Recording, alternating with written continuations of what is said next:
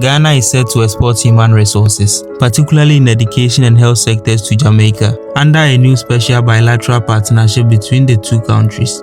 Burkinabe nationals in Ghana, along with other Africans, organized a walk with Captain Ibrahim Traoré in Accra on African Union's Day to protest foreign influence in Africa and show solidarity with Burkina Faso's President Ibrahim Traoré. Task force members of the Ga Traditional Council storms the premises of the Gospel Light International Church, seizing musical instruments over an alleged violation of the ban on noise making within the Ga Traditional area.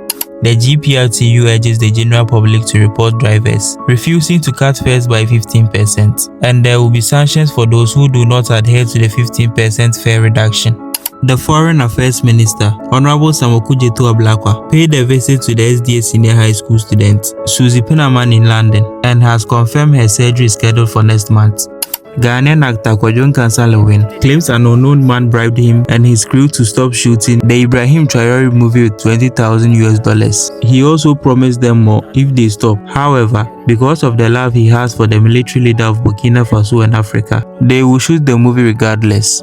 A lady reports an altercation between passengers and a driver at Accra Circle after the driver of the vehicle they board returned them midway back to Circle. This followed disagreement over the driver's refusal to reduce transport fares by 15% as directed by the unions.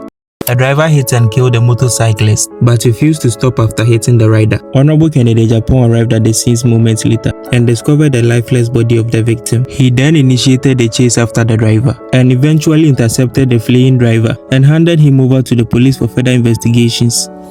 The Minister for Foreign Affairs, Honorable Samuel Okudzeto Ablakwa, has announced the temporary closure of the Ghana's embassy in Washington, D.C., following allegations of widespread corruption and abuse of office at the mission. Dr. Bawumia says if it was possible for President John Mahama to become president again in Ghana, then the NPP can also return to win the 2028 election. He says he never thought President John Mahama would become president again. Ghana has been ranked 5th among the top 10 African countries with the highest Schengen visa rejection in 2024. A musician from Tamale is Raheem's arrival to a concert stage on a stretcher from a National Ambulance Service vehicle has sparked a lot of speculations on the internet. The Gosu Traditional Council has announced that every household within the Gosu Traditional area will pay 50 cedis as part of preparation for the funeral rites of the late Gosumaihene Nana Kwesi Bosumpra. The Ashanti Regional Chairman of the New Patriotic Party, Chairman Untumi, has been cautioned by the CID over allegations of illegal mining, water pollution and unauthorized forest entry, and has been granted bail to report back to the police station on 27th May 2025. A Kenyan lawyer has sued Israel and Italy for killing Jesus. He has filed a petition with the International Court of Justice, suggesting that the crucifixion of Jesus Christ was unlawful. Chairman Untumi was arrested by Yoko yesterday after his discharge from the CID headquarters, and reports coming in from his lawyer is that he's been hospitalized after long hours of interrogation.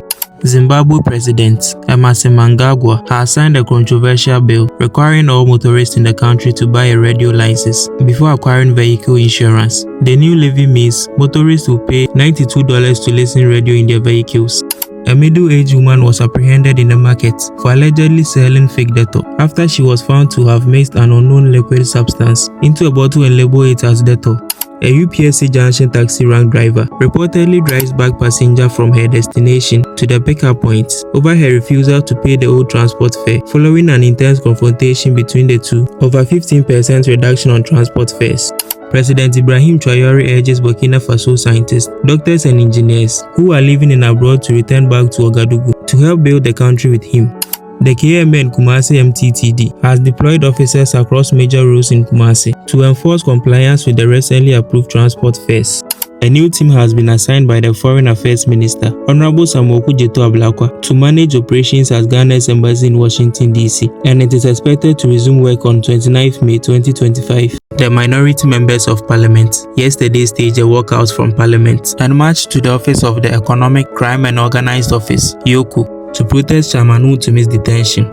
The Minister for Education, Honorable Haruna Iddrisu, has announced that the government plans to officially rename the University of Health and Allied Sciences, UHAS in Ho, as the Professor John Evans Atta Mills University of Health and Allied Sciences. This is to honor the late President Mills for his role in establishing UHAS and his commitment to health and education in Ghana.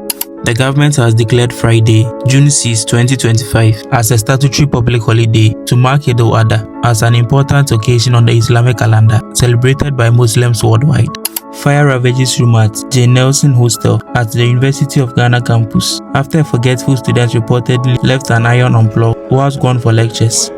President John Mahama has given assurance to nurses that their outstanding allowances from January will be paid soon. He explained that the financial minister has made provisions for the payment in the budget and it is taking necessary steps to ensure funds are released.